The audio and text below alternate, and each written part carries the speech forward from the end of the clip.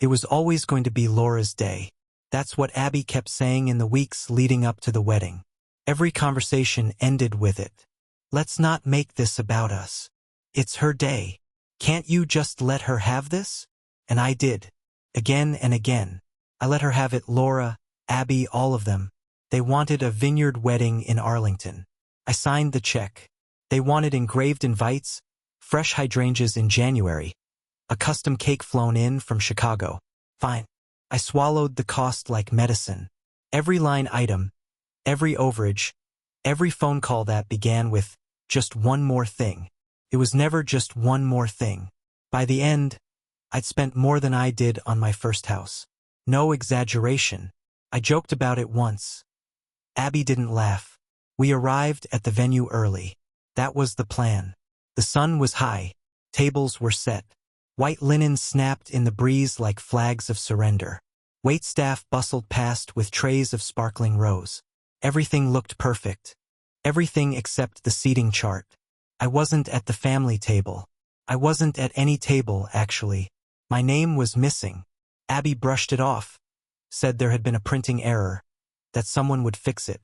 They just ran out of room, she said, eyes darting away. No one ran out of room. They made room for everyone else. Even Laura's half-uncle, who'd been in jail twice and once tried to pawn her mother's wedding ring. He got a seat. I got a shrug. But I smiled. That's what was expected. The man who paid for the party but didn't belong in the photos. The one who kept the lights on but stood outside the glow. So I poured myself a drink and wandered the edge of the reception, nodding at people who barely nodded back. Some didn't even know who I was. One woman mistook me for the caterer. And then Grace, Laura's grandmother, called me over. She was perched at one of the head tables, wrapped in lavender silk, pearls like knotted bones at her throat. Grace had never liked me. She tolerated me like a bad draft in the house. No matter how much you fix, some cold air always gets in. Josh, she said, loud enough for half the table to hear. You don't need to hover like that. Why don't you give the real family some space? I blinked. I'm fine right here. Her smile was thin. Stop pretending you're part of this family. That was the moment. Right there. Her voice didn't rise, but her words carried. And Laura, in full gown and veil, drink in hand, her cheeks flushed with champagne and borrowed confidence, didn't miss a beat. You're just the wallet here, she said, not even looking at me. Everyone knows it. There was a pause, a small one, a beat of disbelief.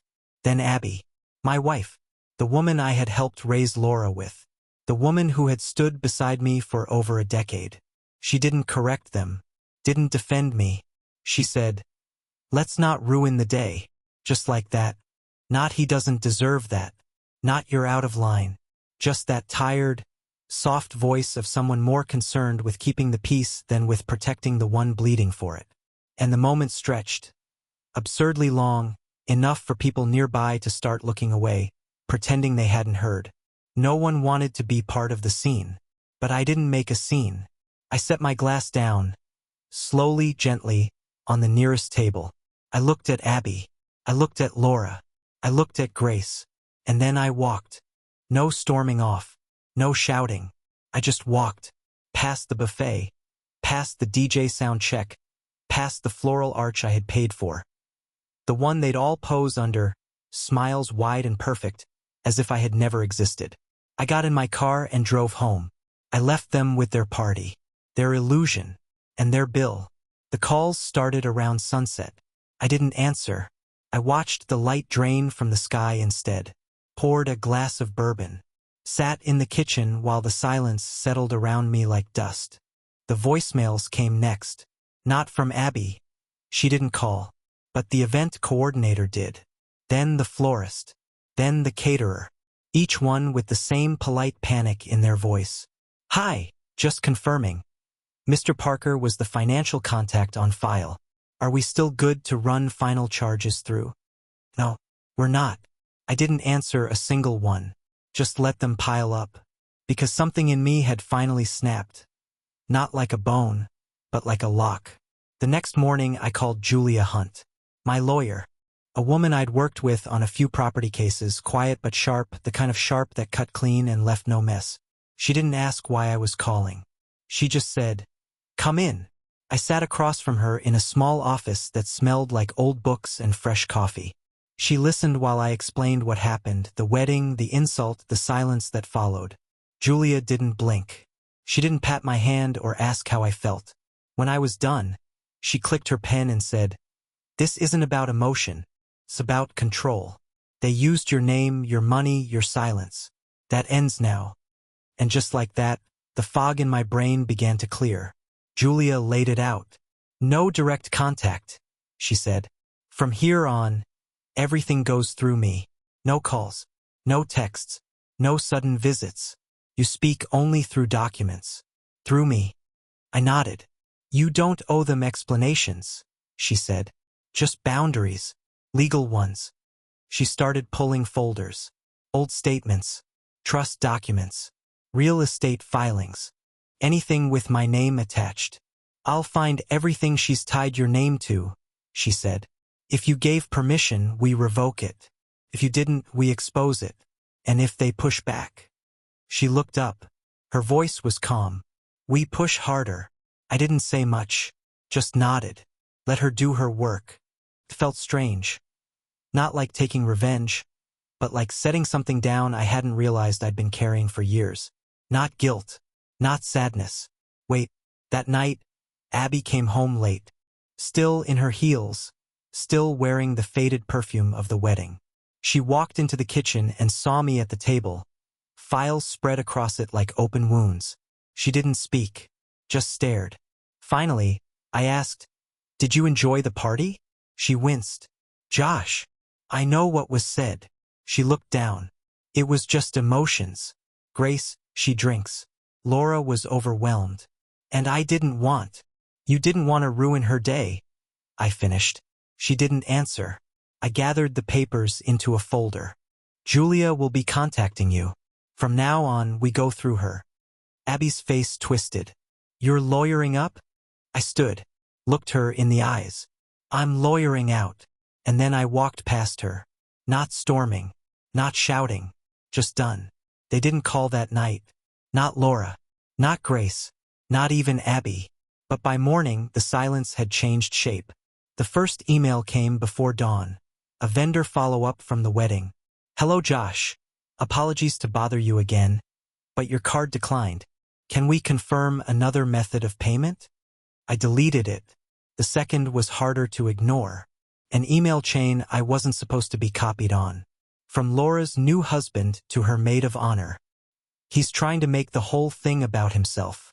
Just because he walked out doesn't mean the rest of US should pay for it. Abby needs to rein him in before this becomes a public mess." Before this becomes a public mess. As if I had made the mess. As if I hadn't just walked away, quietly, politely, after funding a fantasy they'd built out of my patience and pocket. But the fallout didn't stay private. It never does. Not in towns like ours. By the weekend, the whispers had started. A neighbor stopped mid-wave to pretend she was checking her phone. A local contractor I'd done work with for years said he needed to reschedule indefinitely. 3 separate clients pulled out of jobs. No explanation. Just cold feet. I didn't need an explanation. I already knew the temperature of the air. Someone was talking, and Abby's voice was always calm enough, credible enough, to sound like truth. I got confirmation on Sunday. My daughter from a previous marriage, Jenna, called from across the state. She never called without a reason. "Dad?" she said, her voice careful. "Are you okay?" Define okay. She hesitated. "Aunt Abby's been posting things. Weird things. Like vague threats. Stuff about you jeopardizing family finances and refusing to cooperate. She even mentioned you might be unstable." I felt something behind my ribs harden. "Thank you," I said. "Is any of it true?" I laughed. Just once. Bitter and sharp. "No. But truth doesn't matter when people are scared of their own reflection." She didn't know what to say to that. I didn't blame her. Julia called that same afternoon. She was already ahead of me.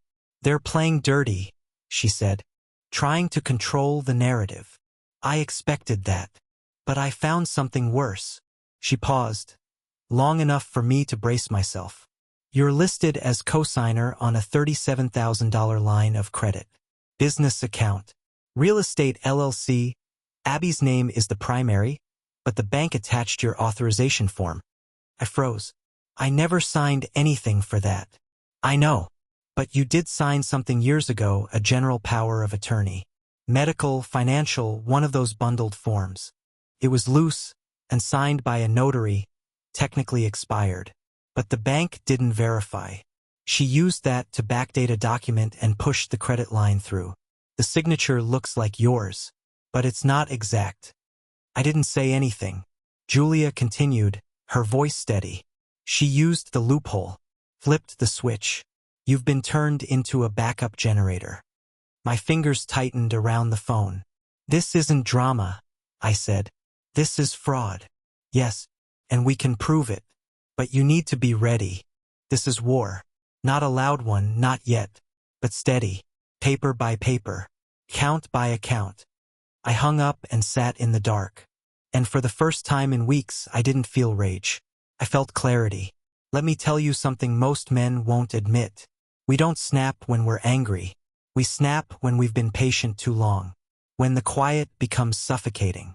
When the weight of what we've carried, bills, expectations, silence, starts to feel like a joke with no punchline. I went through old emails that night, pulled out every receipt I could find. Payments made in my name. Services rendered without thanks. The wedding was just the crescendo. The rest had been building for years. Abby had her name on the house, but the mortgage was mine. The SUV in the driveway? Mine. The LLC listed on her business cards? Parker and Hollis? Parker was me. She used my name as branding. Not because it meant something to her, because it looked respectable. And I had let it happen. Julia didn't waste time. She filed fraud notices with the bank. Froze the line of credit before it could be drawn further. Then she sent formal letters, quiet legal bombs, sealed in envelopes with names printed too neatly to ignore. To Abby, to her accountant, to her business partner, and to the Chamber of Commerce. No accusations, just facts. Mr. Parker does not authorize the use of his name, signature, or credit in relation to any business operated under the Parker and Hollis name. It was like cutting a wire under a foundation. No explosion, just a slow collapse. By Thursday, the narrative began to shift. The florist posted on Instagram, grateful to all the clients who pay on time and with integrity. One of Abby's clients tagged her in the comments, then untagged. Whispers spread differently this time. Not about me, but about her. What had started as gossip now came back in echoes. She used his credit? Falsified a signature? Wait, is she being investigated? And all I did was stay quiet.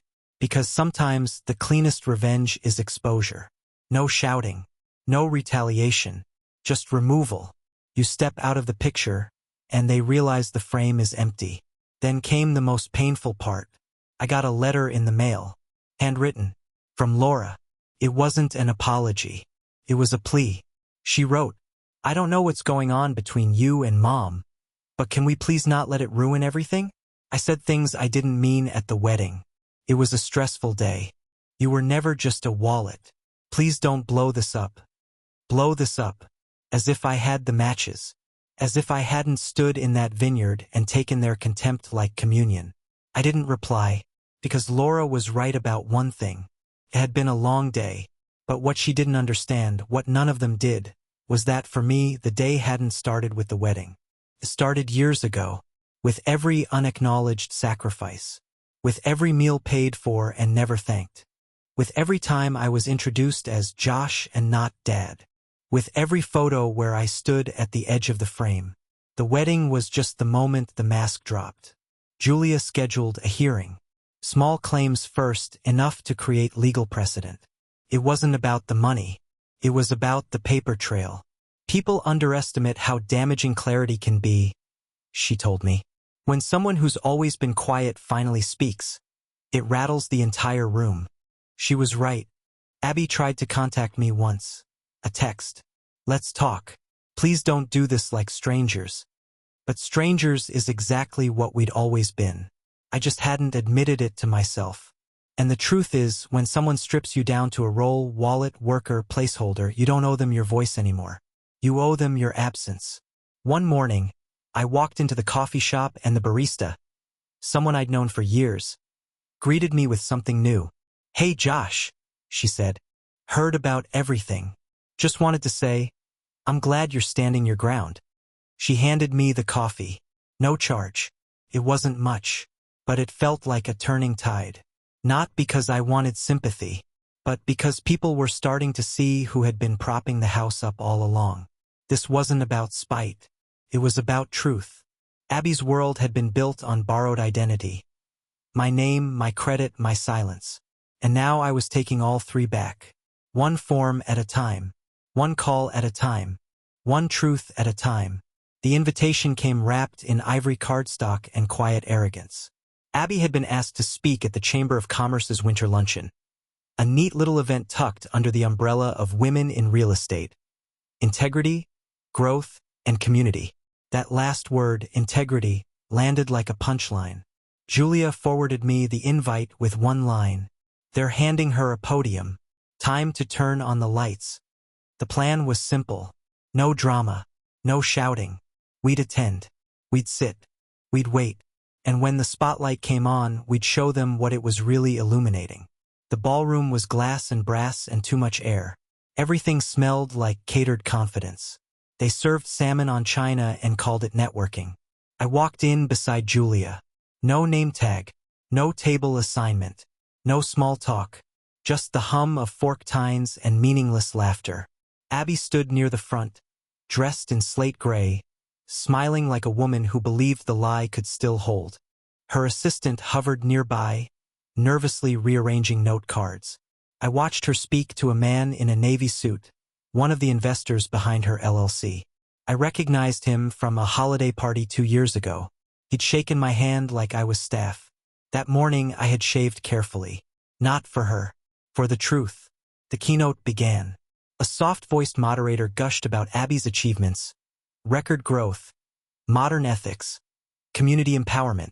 I listened to her name being polished like a trophy I never wanted to win. Then Abby took the podium. She adjusted the mic like she'd done it 100 times, looked out across the room and smiled. "Good afternoon. I'm Abby Parker. I want to speak today about the power of trust in real estate. Because when people trust you, they build with you. And when you honor that trust, you create a foundation that lasts." That's when Julia stood. No apology. No throat clearing. Just presence.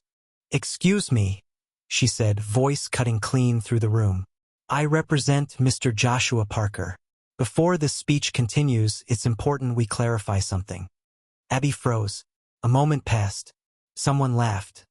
One of those awkward social reflex laughs, and then choked it off when no one joined. Julia stepped forward. Calm. Measured. Deadly. "These documents," she said, lifting a folder, "show that Mr. Parker's name and signature were used without his consent to secure business financing tied to the Parker and Hollis LLC, an enterprise in which Ms. Parker is the majority owner. The documents were filed using an expired and non-notarized power of attorney form. We are currently pursuing a formal fraud investigation." The air died. Completely. Abby took a step back from the podium. "No," she said, too fast, too loud. That's not true. That's being twisted." But then Lauren stood. Laura's aunt. Abby's younger sister. And the woman I'd been seeing since the divorce ink was barely dry. "I was asked to sign falsified documents last spring," Lauren said. Her voice shook, but her words didn't. "I refused."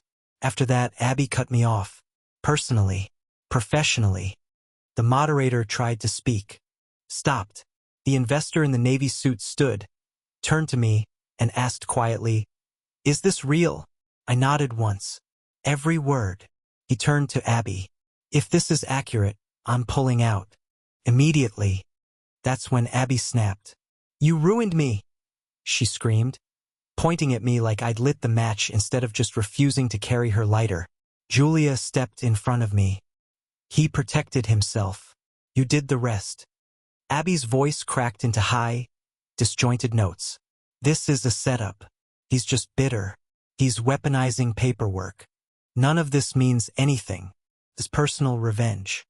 But it wasn't personal. Not anymore. It was paper, dates, signatures, revoked access, fraud codes. It was truth, printed, notarized, and time-stamped. I didn't need to defend myself. So I didn't. I just want my name back, I said, loud enough for the room to hear. That's all it ever was. Not revenge. Not destruction. Just return. The luncheon ended early. One by one, guests filed out in tight, whispering knots. Some glanced at me. Most didn't. But I saw the shift. The recalibration. The moment when the narrative Abby had written, hurt husband lashes out, started to fray at the edges. Truth doesn't need to shout. It just needs to stand still long enough for the lies to trip over themselves. Julia patted my shoulder as we exited. She'll try to reframe this, gaslight it, but the room saw what they saw, and the paper won't disappear. I nodded. My heart wasn't pounding. My hands weren't shaking. I felt still, like something long buried had finally stopped rotting inside me. The next day, Abby went online. She posted a photo from the wedding, a smiling shot, cropped carefully to remove me. The caption read, "Some people walk away when things get hard. Others build." It got 2 likes. One from her new intern. One from a spam account. An hour later, it was deleted. Lauren called that evening. She didn't talk about the meeting. Not directly. Just asked if I wanted to come over. I did. We sat on her porch while the wind stirred dead leaves around our feet. She handed me a beer. "I didn't do it for you," she said. "I did it because I watched her lie for years and get away with it. I just finally decided I wouldn't be part of it." I nodded. "You don't owe me anything." "I know. That's why I did it." We didn't touch. We didn't talk much after that. Just let the silence grow thick enough to feel safe inside. Abby tried to call me a few days later. I didn't answer. She left a voicemail. "You've made your point. Can we please stop? This isn't helping anyone. You're hurting people you used to love." But that was the lie under all the others. That I was the one hurting them. That walking away from being used was violence. No, the violence had already happened. Every time I was thanked with silence. Every time my sacrifices were rebranded as expectations. Every time Abby let me be humiliated because speaking up would have been inconvenient. I didn't ruin anyone. I just took away what wasn't freely given, myself. One afternoon, a florist I'd never met sent a note to my office. Heard what happened. Just wanted to say, a lot of us in this town know who really paid for those petals. No signature. Just a hand-drawn flower at the bottom. That one made me laugh. The kind of laugh that doesn't sound good. Doesn't feel good. But it felt clean. Then came the bank letters. One by one. "We've updated our records. Your name has been removed. The following accounts are now closed." Like locks being clicked. Each one sealed something. Not just financially, emotionally. For years, I had tied my worth to what I could provide. If I just kept giving time, money, forgiveness, maybe they'd see me as one of them. But they never did. I was useful, not family. Abby's assistant quit. The LLC website went dark. A small ripple in the water, but real. Then the newspaper ran a short piece. Local real estate group faces scrutiny after internal dispute over financial practices. No names, but everyone knew. You don't survive small-town scandal with reputation intact. Not when your hands were caught digging through the pockets of the man you called invisible. I saw Laura once at the grocery store. She didn't notice me, or pretended not to. She was on the phone, voice tight, asking someone to send another payment. Something about rent. She looked thinner. Not unhealthy, just stretched. Like someone learning how far money doesn't go without a benefactor. I didn't approach. There was nothing left to say. Not because I was bitter. Because I was done. There were no fireworks. No dramatic final arguments. No police at the door. Just slow disappearance. Abby stopped trying to call. The post stopped. The letters stopped. Her name slid quietly off the mailbox 2 weeks later. No conversation. No note. Just gone. She took what was hers. Left what wasn't. I found an old coffee mug in the back of the cupboard with Parker and Hollis printed across the ceramic in gold foil. The lettering had started to flake. I dropped it in the trash without a sound. The house changed. Not physically, not yet, but in rhythm. For years, it had pulsed with someone else's timing. Dinner when Abby wanted it. Noise when Laura decided it. Silence when I was around, but not the comfortable kind. Now it was mine. I left the dishwasher half open and no one complained. I played the radio loud when I cooked. I walked barefoot across the cold tile and let the phone ring when I didn't recognize the number. I wasn't angry. I was free. Business was slow at first. Word gets out and not always the truth. 3 of my longtime clients paused their contracts. No formal explanation. Just polite cancellations and unreadable silences. Whispers spread quicker than facts in towns like this. But Julia had warned me, there's a price for truth. Always. And she was right. For a while I sat in that price. Paid it every day in empty schedules and cautious glances. People treat a man differently when he stops smiling through humiliation. But eventually the tide turned. First it was a contractor I hadn't worked with in 2 years. "Hey Josh," he said over the phone. "I heard you're freelancing again. Got a foundation issue nobody else wants to touch. Might be your kind of job." It was, and I did it right. Charged less than I could have. Stayed 2 hours past the contract. A week later, I got a message from the new buyer of that same property. Honest guy. Caught a $10,000 foundation issue the seller tried to hide. Would absolutely recommend. He left it as a public review.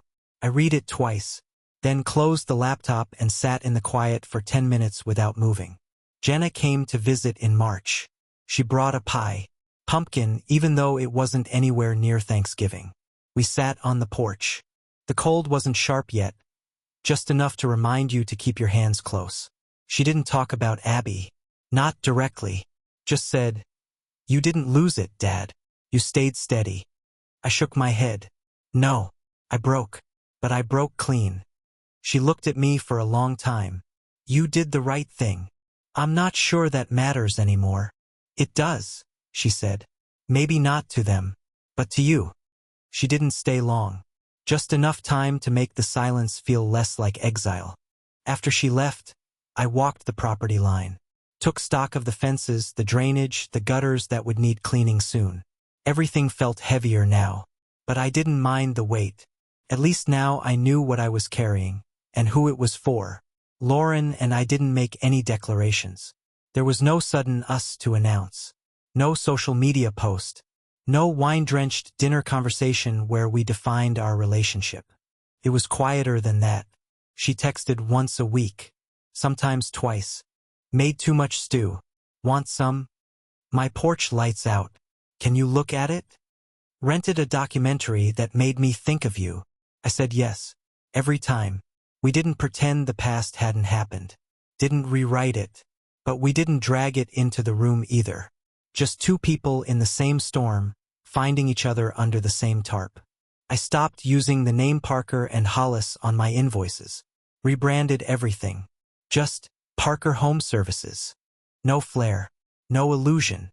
Just my name. Just me. One client asked if I was the same guy who used to do inspections for the fancy agency. "Was," I said. "Now I work for myself." She nodded like she understood. And maybe she did. Abby's world kept shrinking. I heard about it in pieces. The investor who backed out filed a lawsuit for misrepresentation. A second partner pulled her stake. Someone, maybe Julia, maybe not, made sure the Chamber of Commerce quietly postponed all future events involving Abby's firm.